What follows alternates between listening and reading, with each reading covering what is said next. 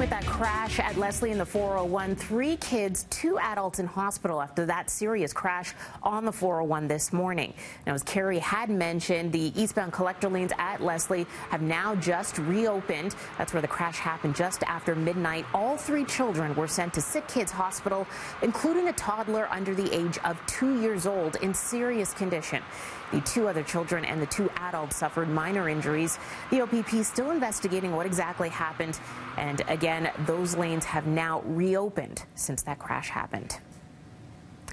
And we do have some break-in commuter news for you as well. There's a delay at Wilson Station due to a mechanical problem. Shuttle buses are now running between Vaughan Station and Wilson Station if you're just heading out, so keep that in mind. They're having an issue getting the trains out of the Wilson yard right now because of signal issues. They're working on it, but in the meantime, again, shuttle buses are running between Vaughan Metropolitan Centre and Wilson Station.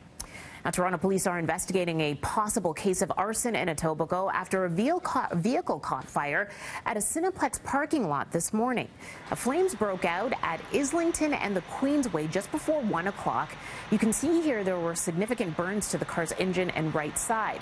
A Toronto Fire doused the sparks before police towed the vehicle away while the owner was inside watching a movie. A 16-year-old boy is facing charges after a car went out of control and crashed into an apartment building on Rankin Crescent near Bloor and Lansdowne. It happened around 12:30 this morning. Fortunately, though, no one was inside that apartment that was directly struck, and there were no reports of any injuries. The damage will have to be checked out by structural engineers to determine if it's safe. There's no word on the exact charges at this point, but drugs and alcohol are not believed to be factors. A headache for drivers heading into or out of the downtown core today and for the next few weeks. Carrie had mentioned it in traffic as well. Jarvis will be restricted to 1 lane, both north and southbound from now until October, all the way from Dundas to Queen. That'll start again at 7 o'clock this morning. You're looking at live images right now of cars being able to get through. But keep in mind, in just an hour's time, that will shut down and be just restricted to 1 lane between Dundas and Queen. A couple of teenage boys now facing charges after climbing a crane in Toronto's Midtown. A City News viewer shot this video just after 9 last night of 2 teens climbing on a crane on top of a high-rise condo on Redpath. That's near Yonge and Eglinton. Police responded and arrested 2 boys aged 15 and 16. Both teens are facing mischief charges. As we first told you last week, the city's Board of Health is expected to back a call today to decriminalize all drugs for personal use. The city's chief medical officer of health says it's one step in trying to fight the opioid crisis. Dr. Eileen Davia wants the city to lobby Ottawa to decriminalize all drugs for personal use. She also wants a more concerted effort on drug prevention, harm reduction, and treatment services.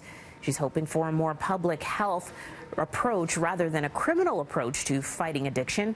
Last year, just over 300 people died of an opiate overdose in Toronto. On the heels of the U.S. charging a dozen Russian intelligence hackers with interfering with the last American election, President Donald Trump meets face-to-face today with Vladimir Putin. The 2 are to meet in Helsinki, Finland, their first official summit between the 2. The meeting comes at the end of a European tour for Trump, in which he's been blasted for constantly criticizing his allies. Trump says he will raise the issue of the 12 Russian hackers, but doesn't seem keen to press Putin much on it. Moscow has denied any involvement. Critics are calling on Trump to cancel the meeting, but he says he's going ahead with it, despite holding out little hope for progress. With low expectations, I'm not going with high expectations. I can't tell you what's going to happen. It's an honor to be with you. The 2 men have met before, but it's been on the sidelines of multinational talks. There's no formal agenda this morning. The 2 are expected to hold a news conference following their meeting at 9:50 a.m. our time. And it's 6:08 our time right now. We're over to Winston and Mel next.